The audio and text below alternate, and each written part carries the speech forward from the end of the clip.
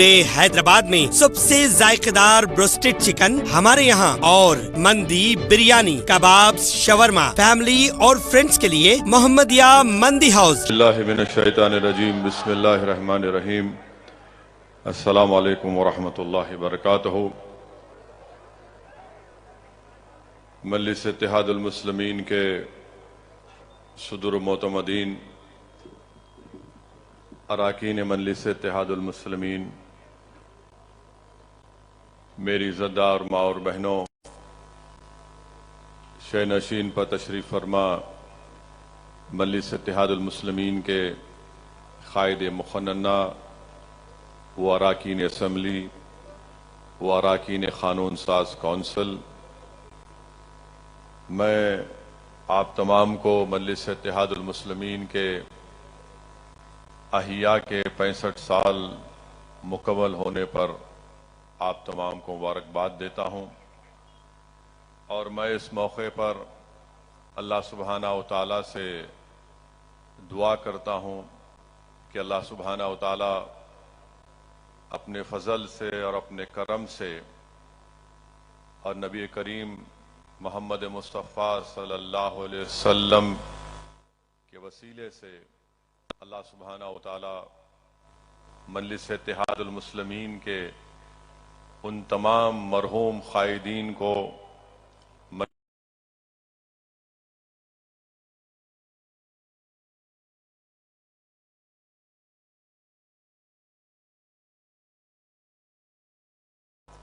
مجلس اتحاد المسلمین کے ان تمام مرحوم ووٹرز کو جنہوں نے اپنی زندگی میں مجلس اتحاد المسلمین کی مضبوطی کے لیے قربانیاں پیش کیں، میں اللہ سے دعا ہوں کہ اللہ سبحانہ و تعالیٰ ان تمام مرحومین کی اللہ مغفرت فرمائے، اور اللہ سبحانہ و تعالیٰ ان کا نیک نام بدل ہم کو عطا بھی کرے۔ عزیزان ملت، معزز حاضرین اکرام، 65 سال کا ایک لمبا سفر الحمدللہ مجلس اتحاد المسلمین نے مکمل کیا ہے، اور اگر آپ مجلس اتحاد المسلمین کی تاریخ کا مطالعہ کریں گے تو مجلس اتحاد المسلمین نے اپنے سیاسی سفر کو اور سیاسی سفر کا آغاز کیا اور ابھی بھی جاری ہے۔ یہ میرا ماننا ہے کہ ایثار، جذبات اور ایک فکر کو لے کر ہمارے بزرگوں نے اس سیاسی سفر کا آغاز کیا، اور یہی چیزیں ہیں کہ لوگ کہتے ہیں کہ مجلس جذبات سے کام لیتی ہے۔ یہ جذبات ہی تھے جنہوں نے ہم کو 65 سال کا سفر مکمل کروایا، یہ فکر ہی تھی جس نے ان تعلیمی اداروں کو اور اسپتالوں کو قائم کیا، یہ ہماری قربانیاں تھیں کہ ہم نے اپنا سب کچھ لٹایا تاکہ ہماری مرکز سیاسی کو ہم طاقتور بنا کر رکھیں۔ تو میرے عزیز دوستو اور مجلس اتحاد المسلمین کے تمام اراکین اور سپاہیوں سے میری اپیل ہے کہ ہم کو اپنے جذبات کو زندہ رکھنا ہے، ایثار کو جاری رکھنا ہے، اور ہماری جو فکر ہے ایک مظلوموں کے لیے، اس کو سامنے رکھ کر ہم کو آنے والے مستقبل کے چیلنجز کا سامنا کرنا پڑے گا۔ میرے عزیز دوستوں اور بزرگوں، آپ نے ایک تفصیلی تقریر قائد مقننہ اکبر الدین اویسی سے سنا، اس سے پہلے محترم احمد پاشا قادری صاحب نے بھی مختصر تقریر مگر اس میں بہت اہم نکات جناب احمد پاشا قادری صاحب نے اٹھائے ہیں۔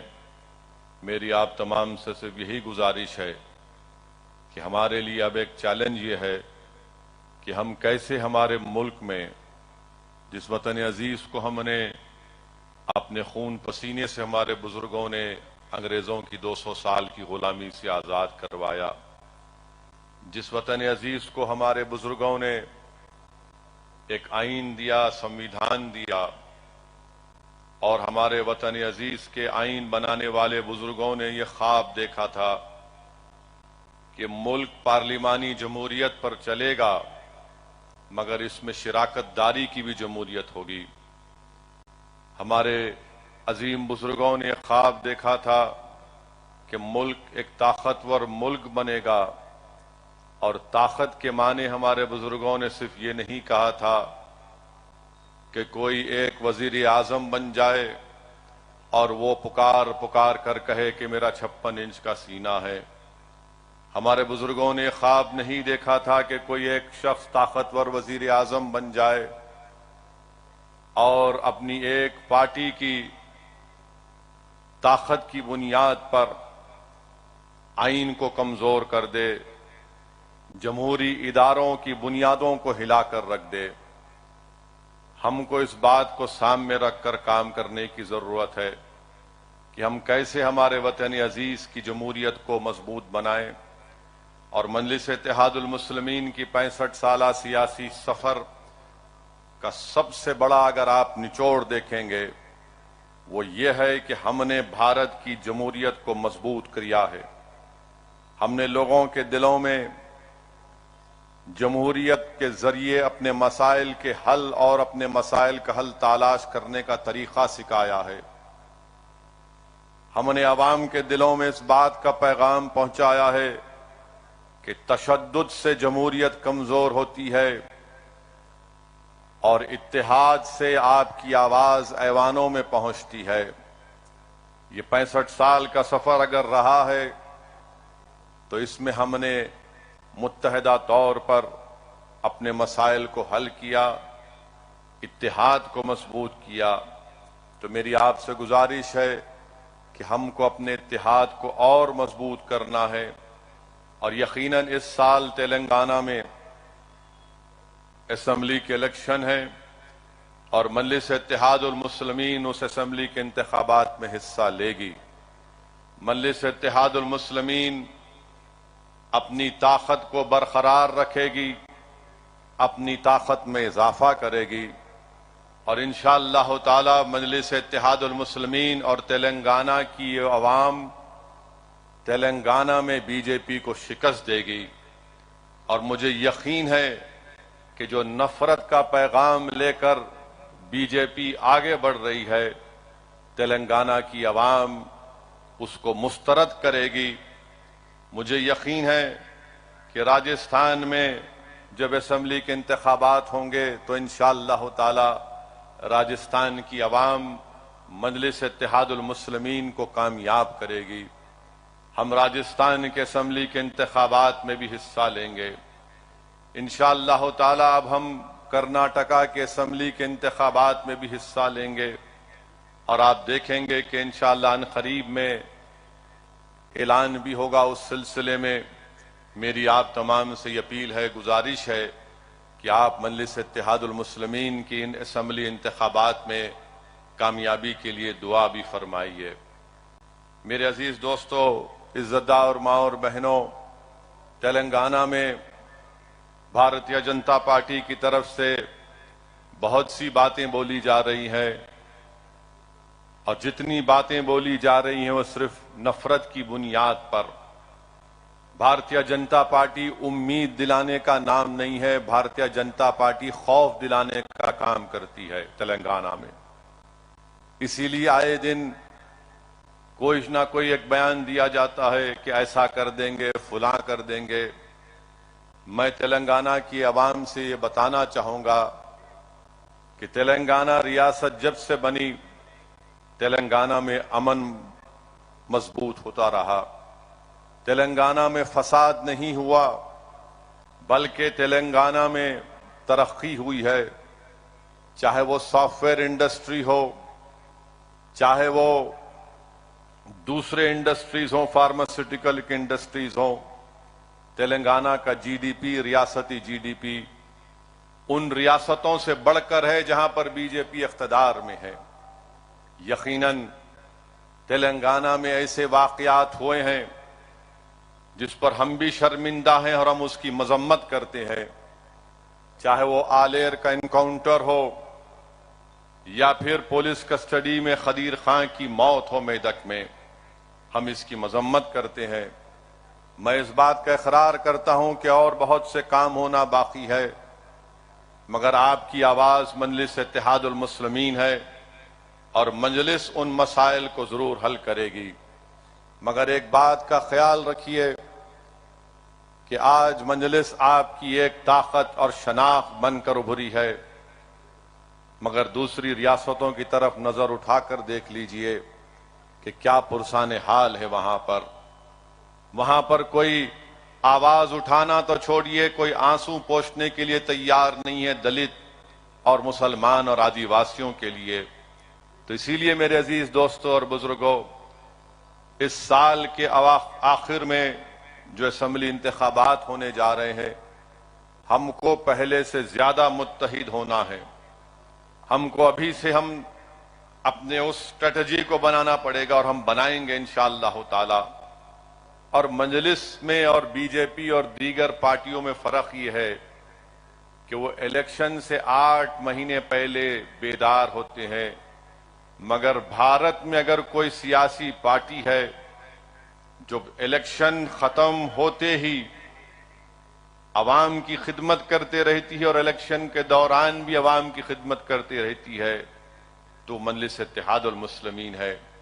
दारुस्सलाम जिस सरजमीन पर आज आप और हम बैठकर मजलिस इत्तेहादुल मुस्लिमीन के 65 साला जश्न को मना रहे हैं, यही दफ्तर में एमएलएज, एमपीज, कानून साज कौंसिल के मेंबर, अराकीन बल्दिया बैठकर अवाम की खिदमत करते रहते हैं और बीजेपी सिर्फ नफरत और जहर उगलते रहती है। इसीलिए आज आप देख रहे हैं कि तेलंगाना की अवाम बीजेपी से तंग आना और बीजेपी से तंग आना शुरू हो चुका है। और खास तौर से मैं तो तेलंगाना बल्कि पूरे भारत की महिलाओं से, हमारी इज्जतदार माँ और बहनों से पूछ रहा हूं कि जब आप वोट डालने जाएंगे तो गैस के सिलेंडर को नमस्कार या सलाम करके जाना। गैस का सिलेंडर को नमस्कार और सलाम इसलिए करना क्योंकि गैस के सिलेंडर में मोदी जी ने जो हवा छोड़ी है, इतना महंगा गैस का सिलेंडर हो चुका है कि आज कितना 1200 रुपये कितना हो गया, हाँ 1600 चिल्लर रुपये। ये मोदी जी का कारनामा है। यानी महिलाओं के नाम पर, खवातीन के नाम पर वोट तो हासिल किए, मगर आज गैस का सिलेंडर 1600 रुपये हो चुका है। तो पूरे भारत की जनता को ये देखना पड़ेगा, खास तौर से हमारी इज्जतदार माँ और बहनों को, कि गैस का सिलेंडर कितना महंगा हो चुका है। दूसरी बात कि चाइना का नाम हमारे वजीर आजम नहीं लेते। आज हमारा वतन 2000 स्क्वायर किलोमीटर की जमीन चाइना को खो चुका है। चाइना हमारी 2000 स्क्वायर फुट जमीन पर कब्जा करके बैठा है और हमारे मुल्क के वजीर खारिजा ये एक इंटरव्यू में कहते हैं कि भारत एक छोटी इकोनॉमी है, चाइना बड़ी इकोनॉमी है, मैं क्या करूं।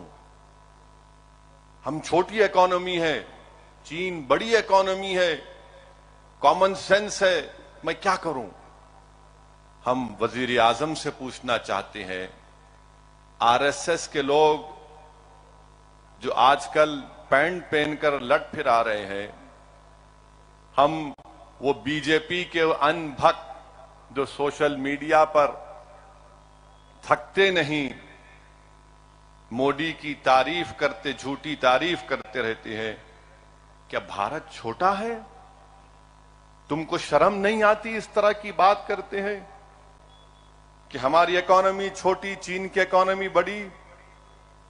मुल्क इकोनॉमी से छोटा बड़ा नहीं होता मोदी जी।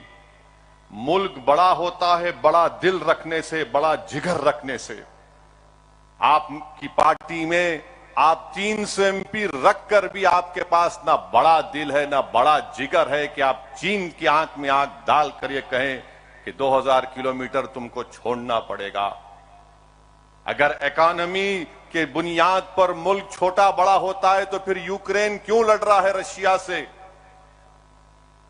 79 میں ویتنام امریکہ سے کیوں مقابلہ کیا؟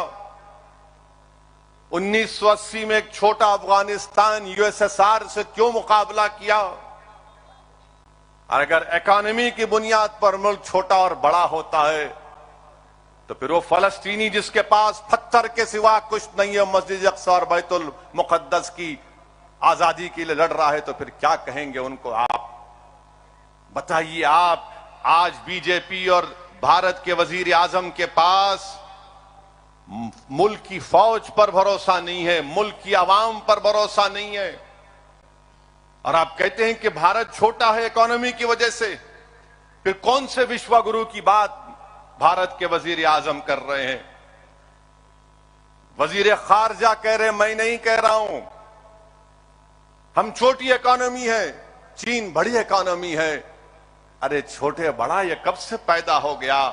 یہ بات کہہ کر بی جے پی نے اس بات کو قبول کر لیا کہ نریندر مودی چین کے آگے گھٹنے ٹیک چکے ہیں۔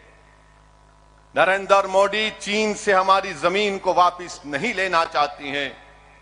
ارے ایک حکومت کی بنیادی ذمہ داری یہ ہوتی ہے کہ زمین کی بچائے، ملک کی، وطن کی، دیش کی زمین کو بچائے، اور ہمارے وزیر اعظم یہ کہتی ہیں ہم چھوٹی اکانومی ہے، وہ بڑی اکانومی ہے۔ اب پوری دنیا میں کیا پیغام چلا گیا؟ امریکہ کو کیا پیغام گیا؟ برطانیہ کو کیا پیغام گیا؟ آسٹریلیا کو کیا پیغام گیا؟ ملیشیا کو، سنگاپور کو، ساؤتھ کوریا کو، جاپان کو کیا پیغام گیا؟ کہ بھارت چین کو بڑا مانتا ہے اور اپنے آپ کو چھوٹا مانتا ہے۔ میں بی جے پی سے پوچھنا چاہتا ہوں کہاں گئی تمہارا نیشنلزم؟ یہ تمہارا نیشنلزم ہے؟ کامن سینس یہ نہیں ہے، کامن سینس یہ ہے کہ ہم مانتے ہیں کہ چین طاقتور ہے مگر ہم اپنی زمین کو نہیں چھوڑ سکتے۔ کامن سینس یہ بھی ہے مسٹر مودی کہ بھارت ایک نیوکلیئر پاور ہے، بھارت ایک نیوکلیئر پاور ہے، یہ کیوں نہیں بولتے آپ؟ مگر افسوس، سوال اب طے کرنا پڑے گا بھارت کی عوام کو کہ وہ کیا اس کا فیصلہ کرتے ہیں۔ اور الحمدللہ مجلس جنید اور نصیر کی موت ہوئی گھاٹمیکا میں جو راجستھان میں ہے، ان کو ہریانہ لے جا کر کڈنیپ کر کے ان کو زندہ جلا دیا گیا تھا۔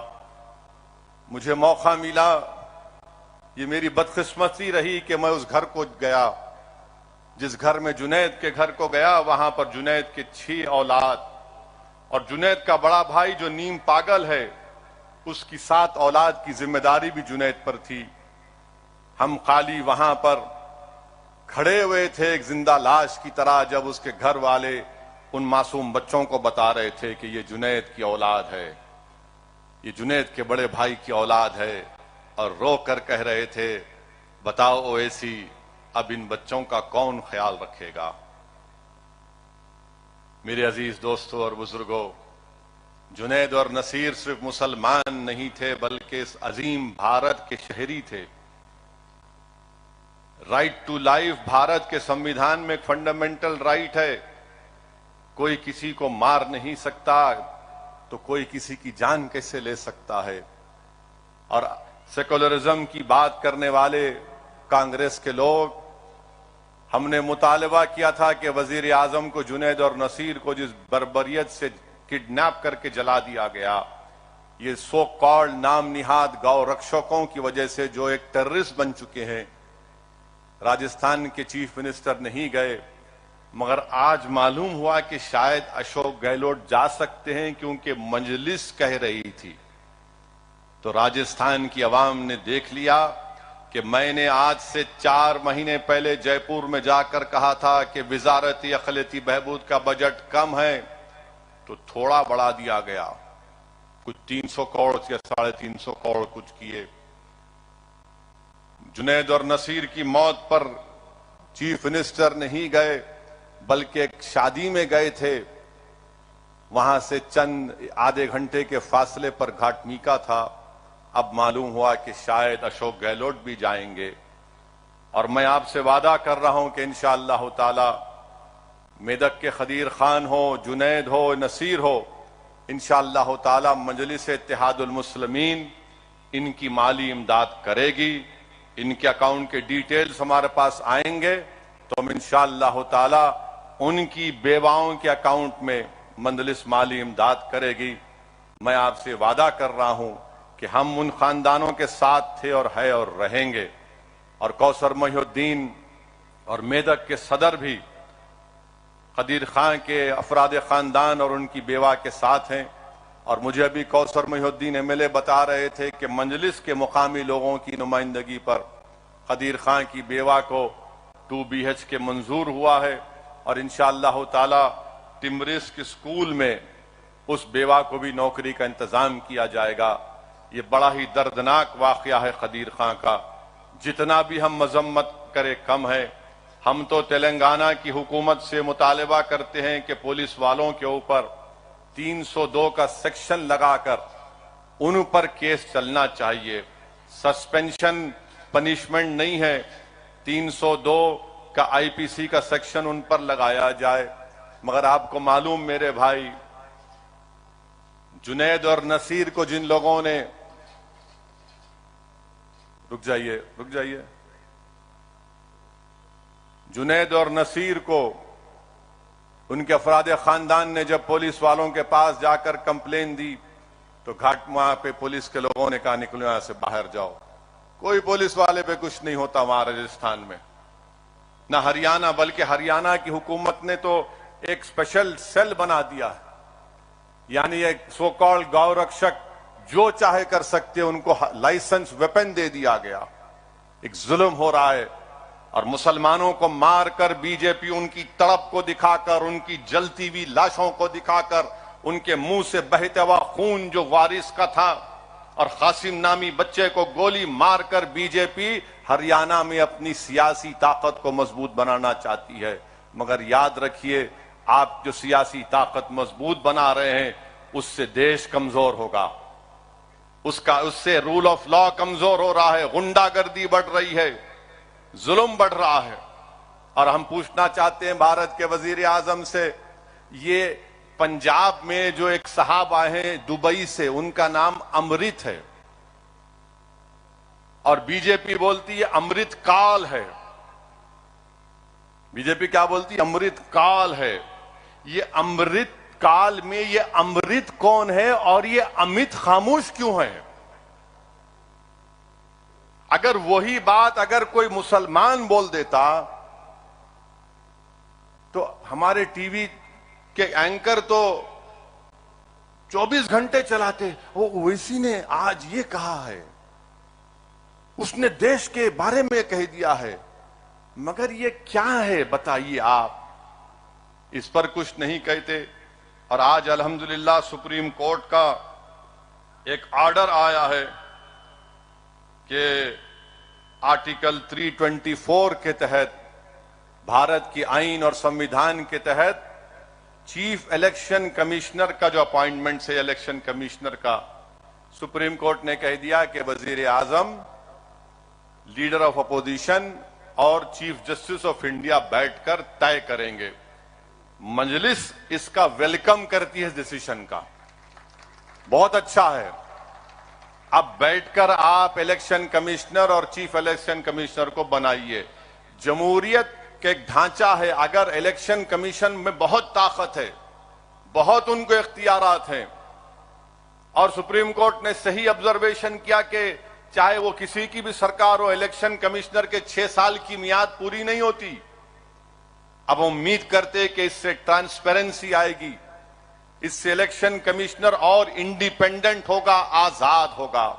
جمہوریت کے لیے بہت ضروری ہے کہ الیکشن کمیشن میں ٹرانسپیرنسی آئے اور اس کو اور انڈیپینڈنس ملے، جو بھارت کے آئین کی آرٹیکل 324، بلکہ اگر آپ کانسٹیٹیوئنٹ اسمبلی کے ڈیبیٹس کا مطالعہ کریں گے، جب آرٹیکل 324 پر بحث ہو رہی تھی تو سب نے کہا تھا کہ الیکشن کمشنر کو بہت اختیارات ملنے چاہیے. اسی لیے آپ دیکھتے ہیں کہ الیکشن کمشنر کو اگر ہٹانا ہے تو امپیچمنٹ جو جج کی ہوتی ہے اس طرح کا طریقہ کار دیا گیا تھا. تو یہ ہم کو کام کرنا ہے. تلنگانہ کے اسمبلی الیکشن کے لیے جہاں پر جو موجود ہمارے ذمہ دار ہیں، میں ان سے اپیل کروں گا کہ آپ تیاری شروع کریے. کیا تیاری شروع کرنا کہ نفرت کا خاتمہ ہو، امن کی جیت ہو، اور تلنگانہ کی جو ترقی ہے اور خوشحالی ہے وہ جاری اور ساری رہے. آپ آئین کو چاہتے ہیں یا بلڈوزر کو چاہتے ہیں؟ آپ امبیڈکر کو پسند کرتے ہیں جو آئین کو بنایا، یا آپ بلڈوزر کو پسند کرتے ہیں؟ آپ محبت کو پسند کریں گے یا ظلم کو پسند کریں گے؟ اس بات کا فیصلہ آپ کو کرنا ہے. اور ہم انشاءاللہ تعالی آئین کو بچائیں گے، امبیڈکر کو کامیاب کریں گے تاکہ بلڈوزر نہ کام ہو جائے. ہم امن کو کامیاب کریں گے تاکہ ظلم ختم ہو جائے. ہم طاقت حاصل کریں گے تاکہ مظلوموں کو ان کا اختیار مل سکے. یہ کام مجلس کرتی آئی اور کرتے رہیں گے. اس سرزمین سے ہمارے بزرگوں نے ہم کو یہی سکھایا تھا. ہم اپنے مرومین کو، اپنے ذمہ داروں کو مایوس نہیں کریں گے، اور انشاءاللہ تعالی حشر کے میدان میں ہم ان کو شرمندہ ہونے نہیں دیں گے. تو میرے عزیز دوستوں اور بزرگوں، ہم کو ان نکات پر کام کرتے ہم آئے ہیں، اور انشاءاللہ ہم کو اسی نکات پر کام کرنے کی ضرورت ہے. اور مجلس کی اہمیت اور اس کی امپورٹنس اگر آپ کو سمجھنا ہے تو آج کے اس مجمع میں ایک ہماری بہن ہے جس کا نام شیفالی ہے. آپ شاید نہیں جانتے شیفالی کو. جب مرحوم قائد سالار ملت زندہ تھے تو شیفالی دارالسلام کو آ کر 4 سال یا 5 سال صرف دارالسلام میں شیفالی بیٹھتی تھی. اور اس زمانے مرحوم قائد سالار اس چھوٹے کمرے میں ہم لوگ بیٹھتے تھے، اور شیفالی یہاں پر بیٹھ کر مجلس کے تمام اراکین سے بات کرتی تھی. مجلس کے جلسوں میں شیفالی آتی تھی، مجلس کی ایکٹیویٹیز کو دیکھتی تھی. اور شیفالی نے آرکائیو سے مجلس کے اس زمانے کے فخر ملت علیہ الرحمہ عبدالواحد اویسی کے زمانے کے پیپر کٹنگز کو نکالا. سالار ملت کی زندگی کے تقاریر، ان کے بیانات کے اس زمانے کے پیپر کٹنگز کو نکالا. اور آپ کو جان کر حیرت ہوگی کہ شیفالی نے الحمدللہ اپنی پی ایچ ڈی کی تھیسس کو یونیورسٹی آف شکاگو میں سبمٹ کیا. اور یونیورسٹی آف شکاگو پوری دنیا کے 10 بڑی یونیورسٹی میں شمار ہوتا ہے. تو وہاں پر شیفالی کی اس تھیسس کو منظور بھی کیا گیا. اور اس تھیسس میں خاص بات یہ ہے، یہ میں نہیں شیفالی ہے. یہاں پر میں ملوں گا جلسے کے بعد، جب میڈیا کو بھی ملوں گا تو میڈیا کو بھی بتاؤں گا یہ شیفالی ہے. تو اس تھیسس میں شیفالی لکھا کہ سالار ملت کی جس دن شادی ہوئی تھی، اس شادی کی رات کسی نے سالار کو فون کر کے کہا کہ سالار چپل بازار میں فساد ہوا ہے. تو اس زمانے میں یہ نہیں تھا، یہ جھنجھنا نہیں تھا جو ہماری زندگی عذاب کر کے رکھ دیا. یعنی دوسری شادی کرنے کی ضرورت ہی نہیں ہے، اب 2 فون رکھ لو، پورا آپ کا ماشاءاللہ چین سکون برباد ہو جاتا ہے. تو کسی نے وہ فون 235 کیا نمبر تھا اکبر؟ نہیں 2 تو بعد میں آیا، 35497 ملایا لگا کے انگلی سے، نہیں معلوم یہ بچوں کو. وہاں سے فون اٹھایا گیا گھر میں، سالار اٹھائے فون، گرجدار آواز، ہلو. آنے سننے والا تھر تھر کام جاتا تھا. بولے سالار ایسا ہوا. سالار نارٹن پہ بیٹھ کے نکل گئے. یہ نہیں دیکھا سالار نے کہ آج میری شادی کی رات ہے. میرے عزیز دوستو، انہی ہمارے بزرگوں کی قربانیوں کی وجہ سے ہم یہاں پر کھڑے ہیں. اگر آج اسد الدین اویسی کھڑا ہے، ممتاز خان بیٹھے ہیں، ایم ایل اے بن کر سب بیٹھے ہیں، تو ہم کوئی پبلک گارڈن سے چل کے یہاں نہیں آئے.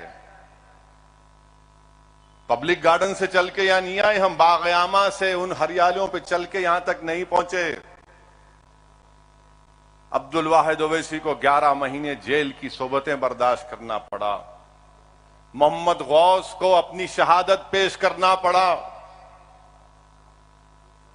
لوگ نہیں جانتے محمد غوث کو، اللہ اس کی خبر کو نور سے بھر دے، جس شخص نے مجلس کے لیے ایک سانس لی تھی، مجلس کے لیے، اس محمد غوث نے اپنی جان کی قربانی کو پیش کیا۔ آپ نہیں جانتے کہ فسادات میں کیا کیا مصائب اور مشکلات کا سامنا کرنا پڑا، مجلس کے قائدین کو شہر بدر ہونا پڑا، مجلس کے قائدین کو بولتے حیدرآباد سے نکلو، ان حیدرآباد میں نہیں رہنا، دور دور جا کر مجلس کے بڑے بڑے لوگ رہتے تھے۔ بہرحال میرے عزیز دوستو، ہمت سے کام کرنے کی ضرورت ہے۔ ہم اپنے بزرگوں کی محنت کو رائیگاں جانے نہیں دیں گے انشاءاللہ تعالی۔ مجلس نے وہ پیغام دیا ہے کہ بھارت کی جمہوریت میں آپ رہ کر اپنی سیاسی طاقت کو بنا سکتے ہیں۔ مجلس نے یقین پیدا کیا ہے کہ بھارت کی جمہوریت میں مظلوموں کی قیادت بن سکتی ہے۔ مجلس نے یہ پیغام دیا ہے، اس بات کو پروف کیا ہے کہ اگر بھارت کی جمہوریت میں کمزور طبقات کی سیاسی نمائندگی ہوگی، ایم ایل ایز ہوں گے، کارپوریٹر ہوں گے، ایم پی ہوں گے، گرام پنچایت میں نمائندے ہوں گے، تو ان کے مسائل حل ہوں گے۔ جہاں پر آپ کی آواز نہیں ہے وہاں پر کوئی آپ کو نہیں پوچھتا، وہاں پر کوئی نہیں پوچھتا، اس لیے کہ بھارت کے کسی کونے میں اگر کسی دلت مسلمان پر ظلم ہوتا ہے تو سب سے پہلے دارالسلام کو اطلاع دی جاتی ہے کہ اسد الدین اویسی کو یا مجلس کے قائدین کو بولو کہ کم سے کم اس پر تبصرہ کر دو، کم سے کم اس پر تبصرہ کرو، ریاکشن دو۔ میرے عزیز دوستو اور بزرگوں، ہم کو مجلس کو اور مضبوط کرنا ہے، اور انشاءاللہ تعالی ہم مجلس کو اور مضبوط کریں گے۔ ریاست جھارکھنڈ ہو یا بہار ہو یا کہیں پر بھی ہو جہاں پر مجلس آج کام کر رہی ہے، ہم مجلس کو کامیاب کریں گے۔ ہماری زندگی کا مقصد مجلس کو سیاسی طاقت بخشنا ہے۔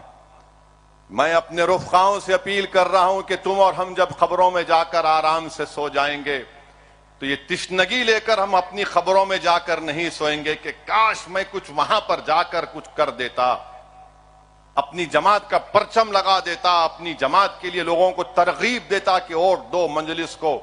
یہ تشنگی ہم لے کر اپنی خبروں میں جا کر نہیں سوئیں گے۔ اللہ سبحانہ و تعالی جب تک ہم کو اور آپ کو زندہ رکھے گا، اللہ ہم کو ہمارے جذبے کو زندہ رکھے، اللہ ہماری اس فکر کو زندہ رکھے، اللہ ہمارے بزرگوں کی ایثار کو زندہ رکھے، اور ہم کو اللہ توفیق دے کہ ہم اپنے بزرگوں کے ایثار کے راستے پر چلیں۔ ہم اپنی زندگیوں میں قربانیاں ہمارے بزرگوں نے دی، ہم بھی دیں گے۔ اور مجلس کے مخالفین کو میں کہوں گا کہ تم جتنا بولنا چاہے بولو، تمہارا جتنا لکھنا چاہے لکھو، تم جتنا الزامات لگانا چاہے لگاؤ، اب کچھ فرق نہیں پڑتا، کیونکہ 65 سال سے تمہارے جھوٹی باتوں کا اثر نہیں پہنچا تو اب کیا پہنچے گا پیارے؟ پکارو جتنا پکارنا ہے۔ ہم کو معلوم کہ ابو جہل ناکام ہونے آیا ہے، ابو جہل ناکام ہی ہوگا۔ یزید کے پاس طاقت تھی مگر پلید تھا، بدنام ہوا، اور صبح قیامت تک یزید پلید کہا جائے گا۔ فرعون کے پاس طاقت تھی، نمرود کے پاس طاقت تھی، مگر اللہ نے موسیٰ کو کامیاب کیا، اللہ نے حضرت ابراہیم علیہ السلام کو کامیاب کیا۔ میرے عزیز دوستوں اور بزرگوں، اقتدار کو دیکھ کر لوگ طاقت کی پوجا کرتے ہیں، ہم اقتدار یا طاقت کی پوجا نہیں کرتے، ہم انصاف کرنے والوں کے ساتھ رہتے ہیں، ہم مظلوموں کے ساتھ رہتے ہیں، ہم ظالموں کا ساتھ نہیں دیتے۔ تو یہ پیغام کو سمجھیے، اور اسی سے ہم کو مستقبل کا لاہ عمل طے کرنا ہے۔ اللہ اس سرزمین کو دارالسلام کو صبح قیامت تک آباد اور شاداب رکھے، یہ اداروں کو اللہ صبح قیامت تک آباد اور شاداب رکھے۔ جو اعزاز اللہ نے ہم کو اس جماعت کی خدمت کرنے کا موقع اللہ نے ہم کو عنایت فرمایا، اللہ ہم کو ان نعمتوں سے، انعامات سے ہماری نسلوں کو اللہ نوازے کہ ہم اس جماعت کے اس بوجھ کو، اس کی ذمہ داری کو اٹھاتے رہیں اور پورے اخلاص کے ساتھ اس کا کام کرتے رہیں۔ میں پھر سے سلام کرتا ہوں ہمارے تمام مرحوم قائدین کو، ہمارے بزرگوں کو، اور ہمارے ان ضعیف مجلس کے اراکین کو جو آج اپنے گھر میں بیٹھ کر شاید ان کا پوتا یا ان کا نواسا ان کو دکھا رہا ہوگا کہ دیکھو آج جس دفتر کے لیے تم نے کیا کیا نہیں کیا تھا، آج وہاں پر مجلس اتحاد المسلمین کا جشن منایا جا رہا ہے۔ میں ان بزرگوں کو بھی سلام کرتا ہوں، میں اپنے ان بزرگوں کو یاد بھی کرتا ہوں جن کے پیروں کے پاس بیٹھ کر میں نے سیاست سیکھی۔ میں ان تمام اراکین کو شکریہ ادا کرتا ہوں جنہوں نے مجھے، اگر میں غلطی کرتا ہوں تو مجھے اپنے طریقے سے سمجھاتی ہیں کہ یہ راستہ ہے، یہ صحیح طریقہ ہے۔ یقیناً آپ کے مشوروں کی، آپ کی سرپرستی کی ضرورت ہے۔ یہ آسان کام نہیں ہے میرے عزیز دوستوں اور بزرگوں، ہم ایک مشکل کام کر رہے ہیں، مگر وہ زندگی کیا زندگی جس میں مشکلات نہ ہوں، وہ زندگی کیا زندگی جس میں چیلنجز نہ ہوں، وہ زندگی کیا زندگی ہے جس میں ظالم سے مقابلہ نہ ہو، وہ زندگی کیا زندگی نہیں جس میں ظالم سے مقابلہ کرتے ہوئے حق کی سربلندی کے لیے جان چلی جائے، وہی زندگی کامیاب ہوتی ہے۔ ارے بزدلوں کی طرح، گیدڑوں کی طرح ظالموں کے آگے گھٹنے ٹیک دینا یہ زندگی نہیں ہے، یہ غلامی ہے۔ غلامی کرنا ہے تو زمین و آسمان کے خالق کی بنائی ہوئی زمین، اس خالق کی غلامی کرنا ہے۔ ہم کو اپنے حق کے لیے لڑنا ہے اور ہم انشاءاللہ تعالیٰ اپنے حق کے لیے لڑیں گے۔ آپ تمام کا بہت شکریہ، آپ آئے، مگر میری اس بات کو سنیے، سمجھیے۔ اب تلنگانہ کے جو ذمہ داران ہیں، تلنگانہ کے الیکشن کے لیے تیاری کریے۔ یہ سمجھیے کہ اسمبلی الیکشن کا بگل بج چکا ہے۔ اب یہ سوچ کر ہم کو اپنے علاقوں میں، اسمبلی کے حلقوں میں، گاؤں میں جانا ہے اور اس پیغام کو پہنچانا ہے۔ وآخر الدعوان